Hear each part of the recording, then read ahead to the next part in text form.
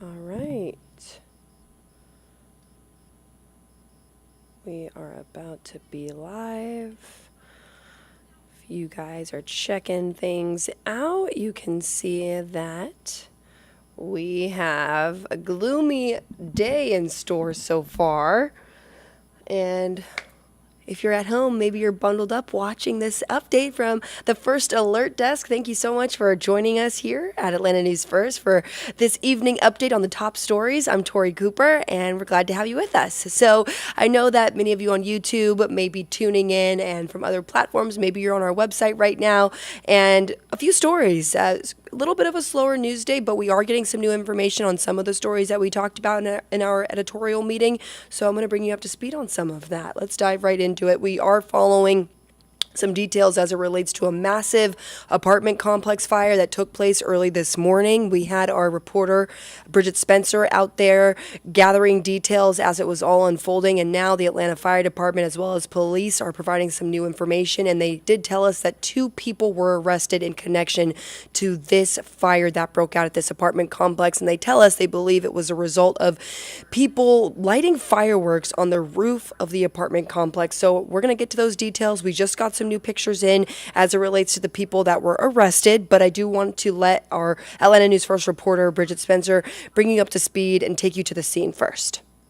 Joseph Bambino has a passion for cooking up a hot breakfast for all who walk through the doors of his restaurant. Come and enjoy some hot, fresh pancakes. But his ability to do that was disrupted after a massive fire across the street at the Reserve at La Vista Walk Apartments.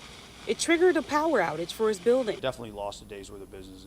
There's about $12,000 worth of food in our coolers we're trying to get them to separate us off the grid or get us some power. He's just one of the many affected by the disaster. The fire started just before 10:45 on Friday night and burned well into the morning hours.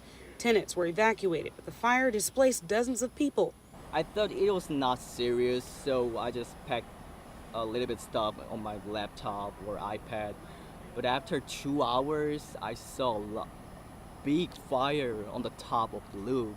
Sal Hamid says at first he wasn't sure if the threat was real. We treated it like we normally have our weekly occurrence of the alarm, so it was just like any other one. But then when we saw 10 fire trucks pull up, we knew something was wrong.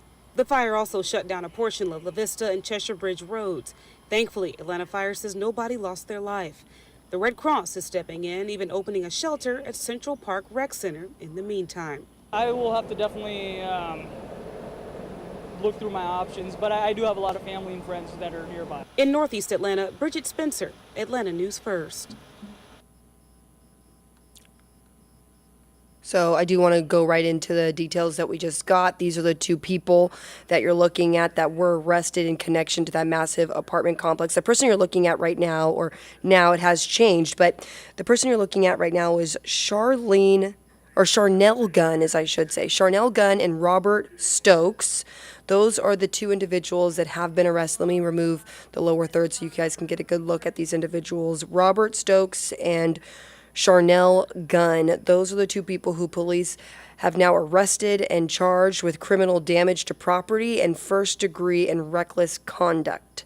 So that is the very latest as it relates to the arrests that have been made, and we're going to keep a close eye on any other details that come out of this developing story as it relates to the fire at the apartment complex.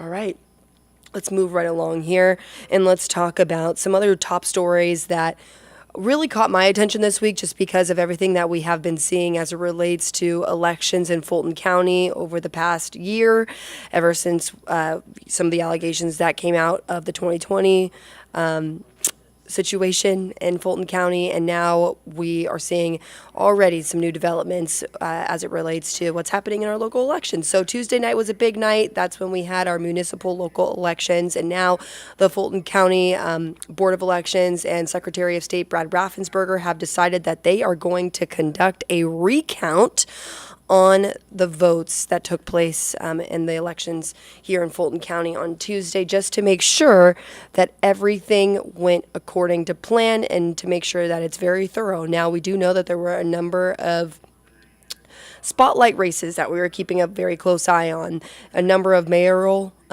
mayoral, I always say that one, a little tricky for me, but mayor races all across the different counties we were keeping a close eye on, including in Fulton County, as well as the Atlanta Board of Education. We had a lot of seats open there, and that was a big talker. So we are going to keep a close eye on the results, and when we get them, we will definitely share any updates that come from this recount that is going to take place. But that's not the only election-related story that I want to talk about today. I want to talk about this story. This story really caught my attention. I was actually not at work when it happened, but so the Secretary of State, Brad Raffensperger, also announced that some letters laced with fentanyl were sent to Fulton County Board of Election workers, and this is something that they've seen in other states, but now we're seeing it right here at home. So I'm going to let our Atlanta News First anchor, Sean Gables, pick up the story from here and let you know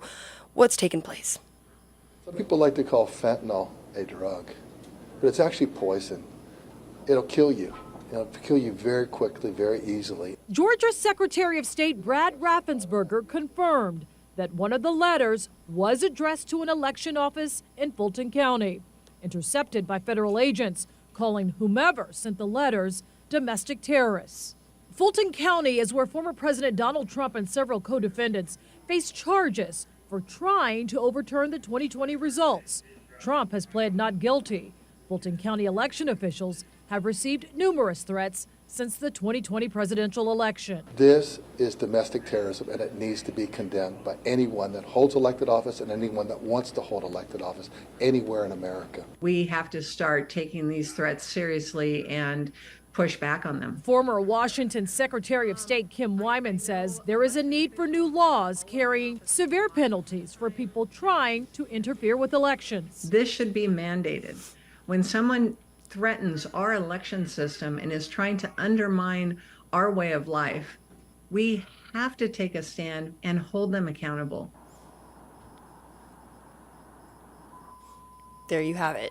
You know, that's devastating to see that happened, and thankfully, at least as of now, no one was hurt that we know of, and hopefully this doesn't become a trend that we're seeing. I know that I did see Fulton County Board of Commissioner Rob Pitts say that he wasn't shocked by this, and that he imagines because of what took place in 2020, he believes that this will be something that we are likely going to see. So this is going to be something that we're keeping a very close eye on tonight.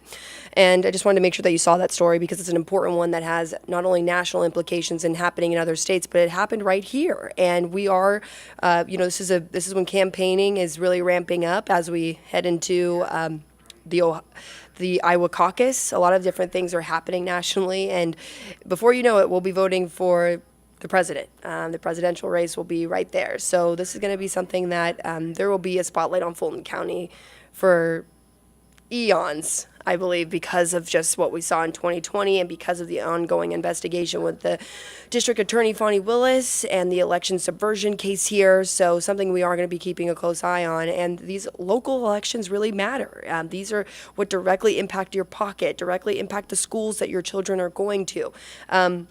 So you can count on Atlanta News First being your source for all of that. But I did want to talk a little bit about some of the other stories that we have our reporters on tonight. A really cool story that I thought our Atlanta News First reporter Joshua Skinner is working on. He's working on a story about a situation where Apple told us that a man's Apple Watch actually contributed to saving his life and notified him that he was having some heart problems. So I'm really excited to see that story. And then as well, we are going to have our Atlanta News First reporter Asia Wilson following up to gather some more details on the fire that took place at that apartment complex that I showed you. So look for those details, and as well, if there's anything breaking in the Metro Atlanta area and other areas in Georgia that are part of our viewing area, you can count on hearing about it right here on Atlanta News First at 10 and 11 o'clock. And 8 o'clock tonight, that's when you're going to hear from our Atlanta News First anchor, Carly Barnett, who's going to bring you an update on some other stories that we're gathering and any other new updates that we may get. So keep an eye on us, and we will see you on the other side at 10 and 11, and hopefully right back here on YouTube and as well as our website later on this evening at 8 o'clock. So have a great night.